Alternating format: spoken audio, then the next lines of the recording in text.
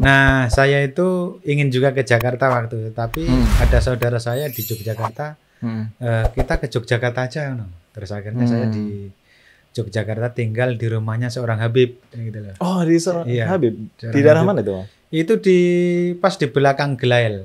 Oh, di belakang Galail situ. Di belakang Gelail, depan Bethesda itu namanya. Depan Bethesda. Itu ada musola kecil. Itu anak-anak alumni MANPK dari Yogyakarta. Ada di situ. Terus di Sagan itu. Nah, saya juga tinggal di situ bersama alumni MANPK Yogyakarta. Di antaranya Ustadz Halabi dari Kalimantan, Ustadz Misroni. Terus saudara saya itu juga dari MANPK Yogyakarta, namanya Muhammad Maliki gitu. Muhammad Maliki. Oke. Saya akhirnya tertarik di situ. Dan dari Sagan itu saya jalan kaki kan. Ke kampus? Ke kampus itu, ke kampus UIN itu. Laku tirakatnya sudah mulai juga itu. Sekolahnya kecil di pojokan. Betul. Saya pernah sholat di situ. Saya kan pernah ke tempatnya Pak Kusumo yang Pertamina. Dan Habib itu unik, Mas. Habib ini Habib yang Jawani ya. Dia tidak kemana-mana bawa nama Habib, enggak. Uniknya itu ya dia ngomong terus. Yang amaliyahnya itu setiap Jumat, hari Jumat tuh mengundang pengemis-pengemis saat itu di Yogyakarta yang saya sudah di situ itu memang sudah ada itu untuk makan bareng setelah hari Jumat. Setelah hari Jumat makan bareng di musola itu. Dan saya yang biasanya terlibat adu argumentasi intelektual di MANPK itu menyaksikan ada prototip yang lain tentang khasanah para ulama gitu ya. Oh ini kok dia bekerjanya kontraktor. Habib ini kontraktor. Tapi amaliyahnya dia menyantuni orang-orang mustadafin gitu. Itu yang agak membuat saya terinternalisasi nilai-nilai yang semacam itu gitu. Terbawa-bawa sampai kepada pencarian terhadap siapa mustadafin dalam Al-Qur'an gitu-gitu. Oh, gitu ya. Mulai disajikan fakta bahwa ada prototipe lain dari ulama yang menyantuni mustadafin itu tadi. Tapi mulai bersentuhan dengan tadi istilah-istilah mustadafin, istilah-istilah proletar kemudian kesana-sananya. Jadi waktu itu di MANPK itu saya kan sudah baca bukunya Cak Nur sebenarnya. Teman kami ya juga temannya ini Mas Nur Kholis ya, yang sekarang dosen Wadi itu. Oh, Nur Kholis. Punya bukunya Cak Nur Islam Doktrin dan Peradaban. Oh, zaman itu ya. Zaman itu dia sudah punya. SMA sudah punya saya baca buku itu ya pinjam-pinjam. Ya ada rasa wah orang ini hebat juga gitu. Hebat juga gitu. Terus kemudian kita ke Jogja kan terus kemudian baca-baca. Nah, kalau di Jogja itu Mas memang mayoritas mahasiswa-mahasiswi itu NU gitu loh. Tapi dosen-dosennya kan Muhammadiyah. Jadi secara iklim intelektual saat itu iklim intelektual yang dibangun dari komunitas-komunitas anak muda Nahdlatul Ulama yang kemudian membaca Gus Dur. Itu referensi utamanya ya. Terus membaca Ki Ali Afi, membaca banyak tokoh-tokoh yang saat itu memang lagi naik daun. Termasuk membaca Cak Nur lah. Baru kita ngerti terus, terutama saya, Cak Nur itu berasal dari sebenarnya dari Islam tradisi yang kemudian ke tengah. Lalu dia bersosialisasi hidup di tengah basis Muslim perkotaan. Lalu keberpihakannya ya ada di organisasi-organisasi yang berbeda dengan Gus Dur gitu loh. Walaupun perjuangannya mungkin ya titik temunya sama. Titik temunya sama. Oh, gitu. Mencari ridhonya Allah kan. Pintu-pintu Tuhan jalan di situ kan banyak. Tapi kalau kuliahnya di tafsir hadis apa akidah filsafat? Saya di peradilan agama. Oh, malah di peradilan agama. Itu calon hakim sebenarnya. Calon tapi nggak pernah jadi hakim. Tapi sejak masa kuliah itu sudah terlibat aktif dengan kelompok-kelompok studi atau dengan aktivis NU Muda zaman itu Elkis gitu. Ya memang tahun kan 90-an itu kuliah itu menjadi ya walaupun nilai utama dan dikejar di dalam mahasiswa itu ya kuliah ya, tapi memang sering banyak ditinggalkan oleh mahasiswa. Karena zamannya demo. 94 itu sampai 98 itu enggak ada setiap hari kok enggak demo itu enggak ada. Ya kuliah kadang-kadang masuk gitu. Tapi itu konteks sekarang enggak relevan gitu loh. Dunia sudah berubah. Betul. Dunia sudah berubah. Sehingga menjamur di mana-mana itu kelompok diskusi. Dan termasuk anak-anak Nahdlatul Ulama punya kelompok-kelompok diskusi yang banyak sekali, termasuk di LKIS, di masjid-masjid di bawah tangga masjid itu, masjid kampus. Masjid kampus itu sebelum direnovasi ya. Iya. Kan sekarang udah bentuknya baru. Sanggarnon Arena gitu di situ ya. Dan mereka rata-rata itu UII, UGM itu ya gabung gitu loh. Banyak. Jadi nggak hanya orang UIN. Kalau sekarang kan kalau di UIN ya di UIN aja kan gitu. Atau kalau di UI ya di UI sekarang. Kalau dulu ya enggak gabung. Lintas kampus. Kalau demo kan ya bareng-bareng gitu. Betul. Musuh bersamanya jelas.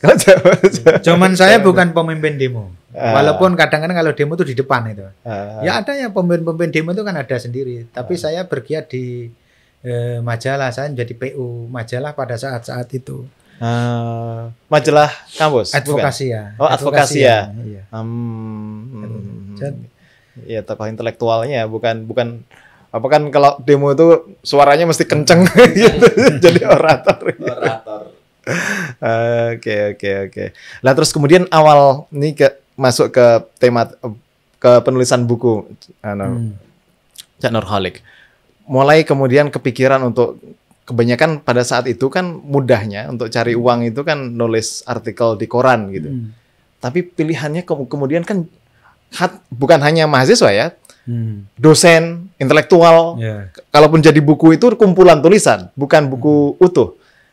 Cak Nurholik kok milih medium kapan pertama kali nulis buku itu? Sebenarnya saya juga dimulai dari nulis-nulis di media massa.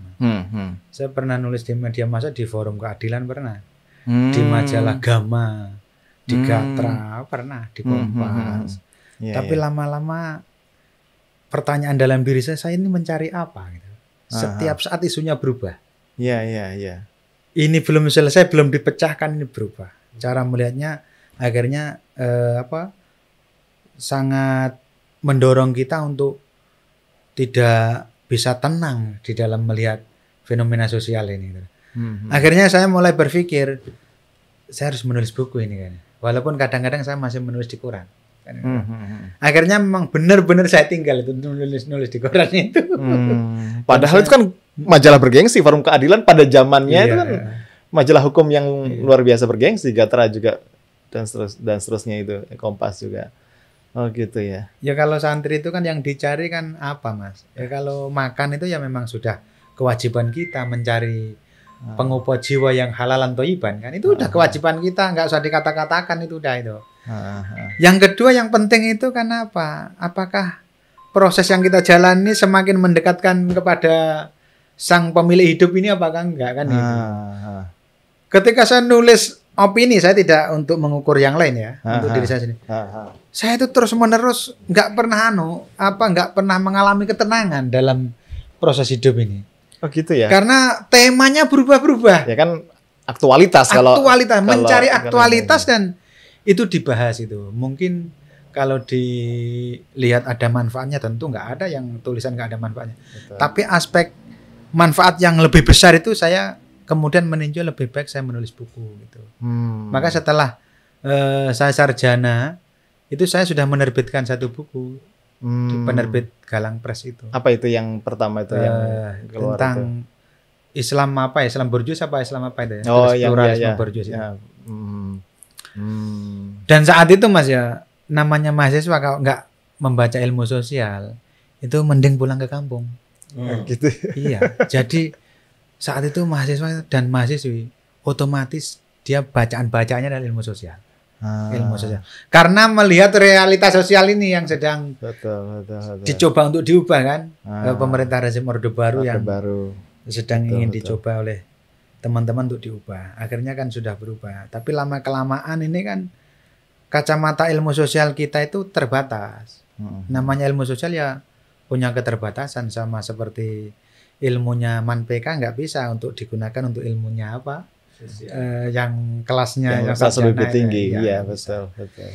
Kecuali dia harus mengupgrade gitu loh mengupgrade keahlian dan kecakapannya untuk sampai ke sini. Ilmu sosial itu punya batasan tertentu, dia nggak akan bisa menjangkau apa yang di luar batasan-batasan ilmu Kalau sosial. dari ilmu sosial yang Cak Nurholik nyaman untuk membaca dan apa itu namanya menikmatinya itu ilmu sosial ala perspektif siapa? Terus ada nggak pemikir atau teori yang kalau saya dulu kan sangat ini proses saja ya proses bukan kalau sekarang apa yang saya senangi itu lain. Ya. Jadi proses yang membuat kita dulu bergelut di situ akhirnya kami mengkaji tentang kritik terhadap kapitalisme itu rata-rata. Terus mengkaji teori-teori marxisme, sosialisme dan seterusnya dan saya senang membaca buku-bukunya Samir Amin saat itu. Kritik terhadap Samir Amin.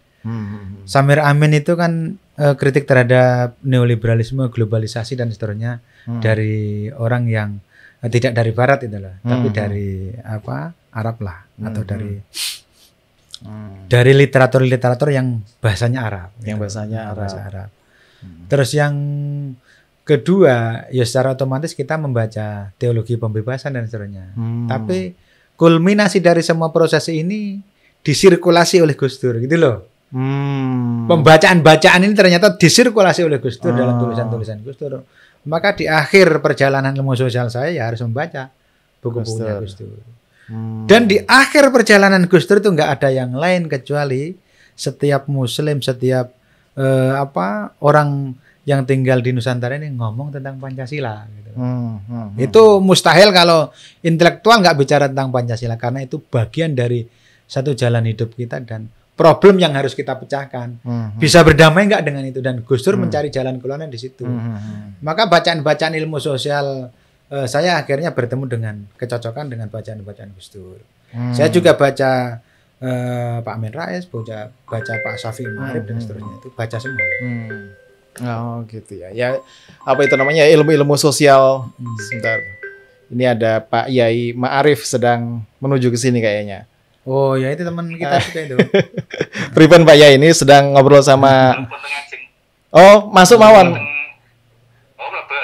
Masuk terus nanti apa itu namanya ada ruangan gitu masuk nanti nah terus saja masuk sini ambilkan ini nanti Ihsan sini monggo sini masuk ambilkan kursi bawah sini aja sini mas bawah sini sini sebelah sini Watuk. Ini ada Ki Ma'arif. Direkam aja, ngobrol tapi direkam gitu. Sebentar lagi nih kok, sebentar lagi. Gitu ya. Jadi ini selamat sugeng rawuh Pak Yai. Sendiri Mas. Anggap sejarah kita kono. Rawuh. Oke, tadi sampai ke Gus Dur ya, ke Gus Dur kulminasi bacaan-bacaan terhadap ilmu-ilmu sosial tadi itu. Tapi ada satu periode yang ini Mas Kholik, yang menggemparkan lah. Saya kuliah di Ciputat kebetulan. Saya di IAIN Ciputat, dekat dengan para Madinah. Kalau ada kuliahnya Cak Nur itu kuliah agama itu tiap bulan itu saya ke sana gitu. Terus tiba-tiba entah dari antah berantah mana ada buku siapa ini orang ngomongin tentang pluralisme borjuisnya Cak Nur gitu. Apa yang mendorong berani-beraninya ini siapa ini berani mengkritik raksasa intelektual Indonesia itu? Itu apa yang menginspirasi? Jadi kalau dalam syair itu gini Mas, ada syair ya. Syarul alamina, seburuk-buruknya seorang di alam ya. Idza fakharta, apabila engkau ingin berdiskusi atau berdebat atau mengambil faedah dari orang yang lain. Atau ingin mengungguli itu mereka menyebut al-judud, nasab kakek gitu. Kami diajari oleh guru-guru kami itu kita melihat kepada ilmunya, isinya dan kepada apa yang dikatakannya. Mundur makola lah. Di ManPK itu sering itu. Mundur makola. Walatangdur makola ya. Nah, Dari situ kan, Cak Nur itu ya sudah lahapan saya sejak dari ManPK, Mas. Sehari ManPK iya, ya. Iya dong. Iya itu tadi Salam Doktrin Iya, Peradaban sudah itu lahapan tadi. saya. Ada beberapa yang mungkin orang saat itu nggak ada alternatif yang lain ngomong pluralisme selain Cak Nur gitu. Betul, rujukan. Sementara di Jogja itu tidak begitu, iklim intelektualnya tidak begitu gitu. Itu kan secara nasional mungkin begitu, tapi di Jogja nggak begitu. Dan saya itu kan hanya menyuarakan dari komunitas-komunitas yang selama itu ada sebenarnya. Ya, bahwa tulisan tanggung jawab saya, ya gitu ya. Lalu siapa saya itu nggak penting, dan siapa Cak Nur kan juga nggak penting. Apa yang kita diskusikan kan gitu. Proses itulah yang selalu membangkitkan saya. Itu ya salah satu syair itu tadi, Syarul Alamina. Idza fakharta dzakarul judud. Itu orang-orang Syarul Alamina gitu loh.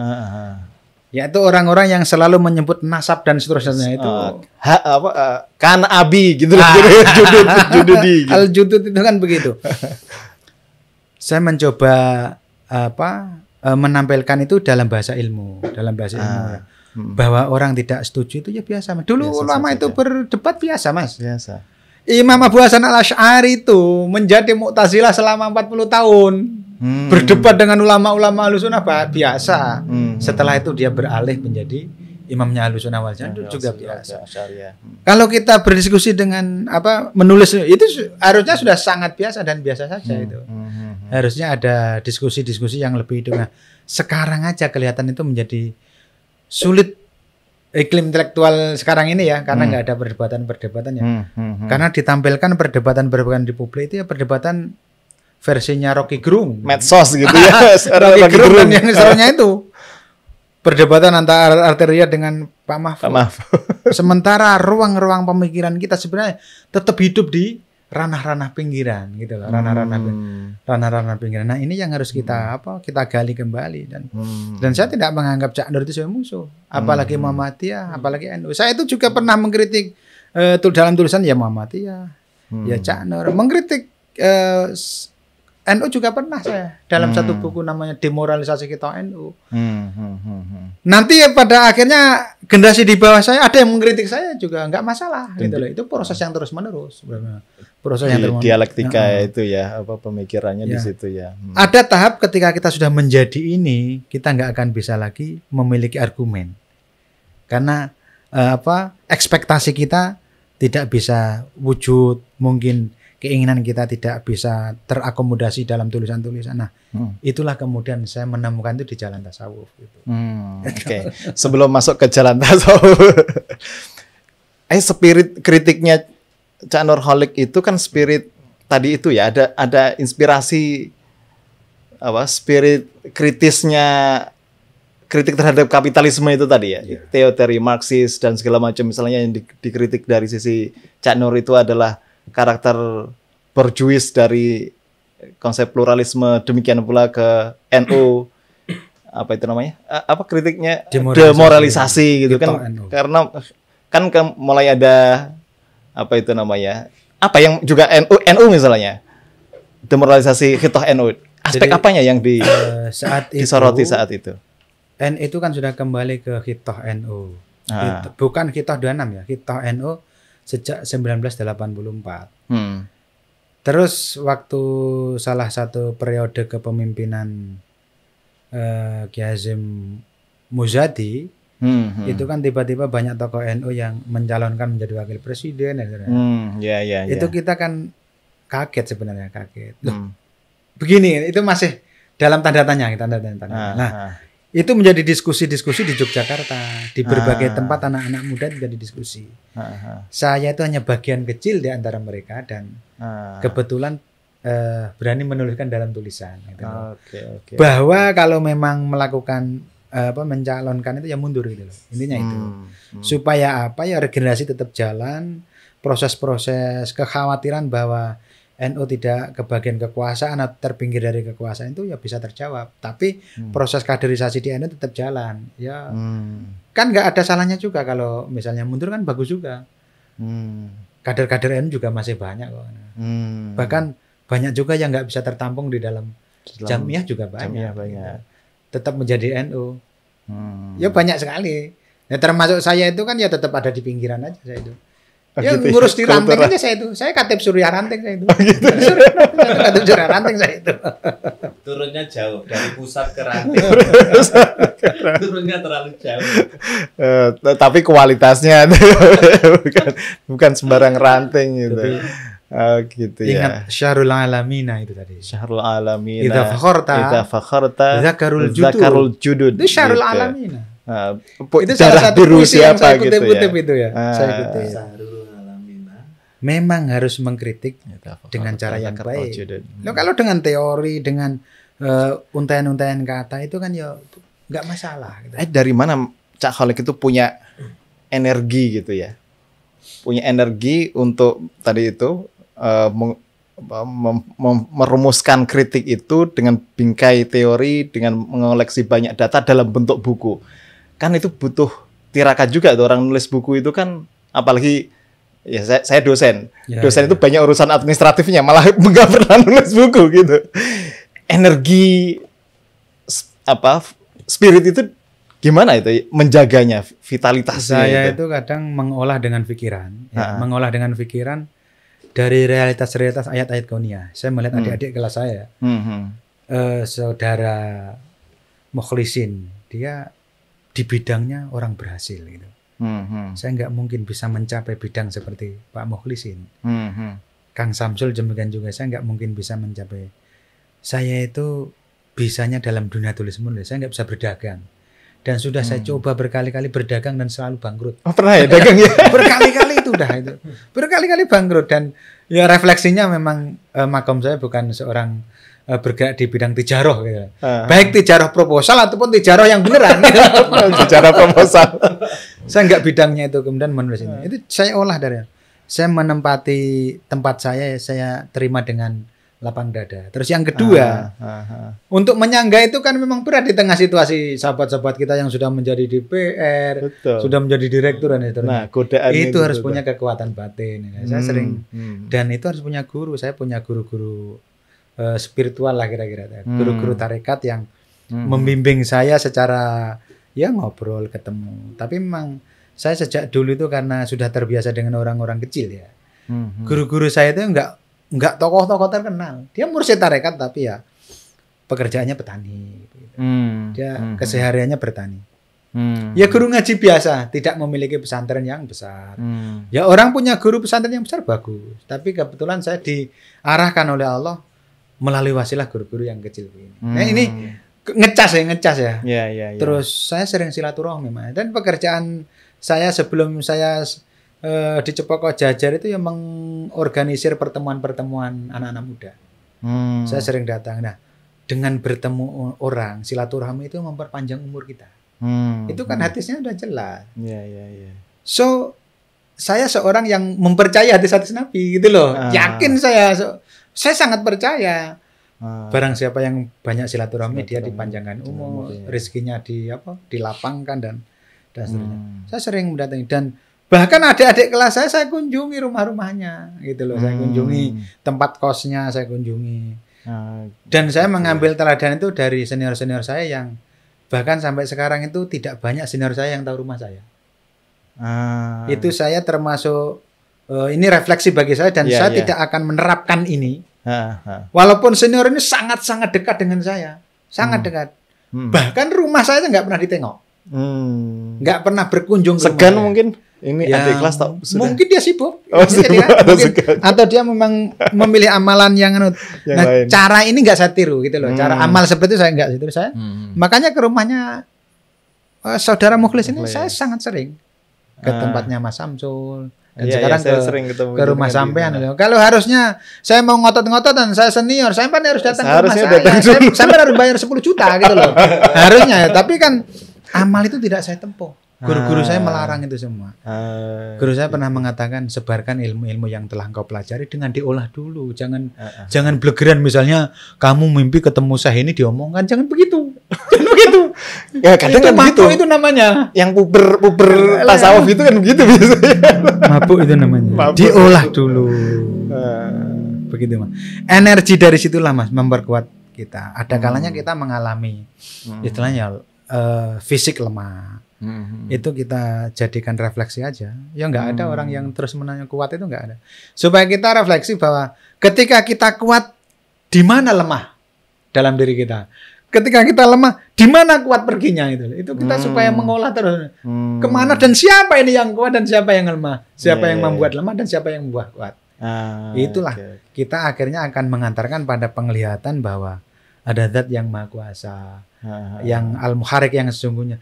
Itu tidak kita temukan dalam ilmu sosial gitu loh. Saya nggak puasnya di situ.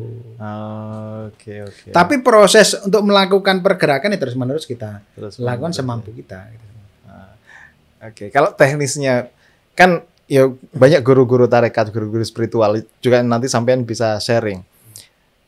Tapi kan nggak banyak yang menerjemahkannya dalam bentuk tulisan, dalam bentuk buku. Laku mereka kan memang laku batin yang tidak ditularkan melalui buku, energi nulis. Biasanya kalau nulis itu jenengan masa-masa produktifnya atau masa-masa dalam situasi apa itu? Saya setiap hari menulis, bisa pagi, bisa sore, bisa malam. Saya nggak harus waktu tertentu. Pokoknya tapi saya menghargai waktu sebagai hifdzul awqat. Jadi waktu itu benar-benar saya hormati karena waktu itu ad-dahr. Al-waktu ad-dahr. Al-waktu itu bagian dari ad-dahr, bagian dari masa. Siapa masa? Kan itu. Orang yang nggak menghargai waktu, tidak menghargai masa, dia belum berhasil menemukan siapa sebenarnya ad-dahr itu. Kalau saya sudah pada tahap menghargai ad-dahr, Mas. Jadi waktu pagi dan ada diluangkan untuk nulis, sore nulis. Tentu saja ada waktu istirahat ya. Jadi saya nggak mematok waktu. Saya mengolah sendiri. Saya olah sendiri ya. Menjadi merdeka di dalam batasan hifdzul awqat itu menjadi lebih menarik daripada dipatok pagi sampai enggak. Kan kadang ada yang penulis itu bisanya kerjanya malam saja atau pagi saja gitu enggak ya. Makanya saya pernah baca nih juga ada tulisan yang Cak Nurholik ini kalau misalnya ke shopping gitu. Ya. Buka buku, nggak beli terus kemudian pulang tapi jadi buku. Atau ke mana ketemu Dawam Raharjo atau siapa gitu. Di situ ada buku bagus nih. Direkam gitu katanya. Terus kemudian nanti ini buku penting yang belum saya punya itu. Iya. Gimana itu bisa dengan ketekunan yang semacam itu tuh? Kalau zaman mahasiswa kita kan orang yang dari kampung itu makan saja udah alhamdulillah. Lah membeli buku itu kan sebuah luar biasa. Kemewahan deh. Kadang makan kita kurangi untuk beli buku, tapi kan nggak semua bisa kita beli buku ya. Tapi haus tentang ilmu dan bacaan ini terus menerus nggak bisa direm gitu loh. Makanya bagaimana cara bisa dan halal? Tentu saja tidak mencuri kan gitu. Tentu saja tidak mencuri gitu loh. Kreatif harusnya. Ya itu apa? Kadang saya tulis, kadang-kadang ya saya agak nakal sedikit ya. Buku-buku di sosial agan itu saya sobek anunya itu apa? Sampulnya itu. Sampul plastiknya ya, sampul plastik. Dari sudut itu saya agak nakal dari situ. Terus kemudian saya baca sampulnya, terus saya ingat-ingat. Kadang ada kan kutipan-kutipan tertentu. Lah menulis itu kan kutipannya nggak banyak, Mas. Yang lain kan diolah. Kalau semuanya mau diangkut ya bukan penulis itu namanya. Jadi begitu cara menyiasatinya. Gitu ya. Kalau yang punya kan beli gitu. Kalau sekarang udah bisa beli mah. Jangan samakan dengan dulu. Oke. Nah sekarang ngobrol tentang ini. Ini dua buku yang baru saja juga terbit. Yang pertama 2021 Islam di Jawa abad ke 13 sampai 16 ya. Terus kemudian yang baru saja ini di bulan Maret ini Kecendikiaan Jawa, Pesantren, Kitab dan Tarekat abad ke 15 sampai 16 juga.